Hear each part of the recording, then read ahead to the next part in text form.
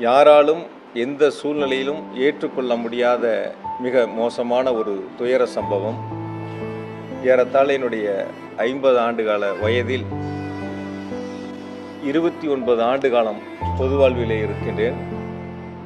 1996ஆம் ஆண்டு தொடங்கிய பொது வாழ்வு பயணம் இன்று வரை கரூர் மக்களோடு இரண்டர கலந்து அவர்களுக்கு தேவையான அத்துணை திட்டங்களையும் கேட்டு பெற்று செயல்படுத்துவதில் தொடங்கி படிக்கின்ற மாணவ செல்வங்கள் தொடங்கி அனைவருக்குமான ஒரு பொது நபராக மக்களிடத்தில் அன்பையும் மதிப்பையும் பெற்று ஒரு சிறப்பான பணிகளை முன்னெடுக்கக்கூடிய அந்த வேளையில் நம்முடைய கரூர் மாவட்டத்தில் இந்த ஒரு துயர சம்பவம் என்பது இதுவரை நடந்திராத ஒரு துயர சம்பவமாக நடந்திருக்கின்றன.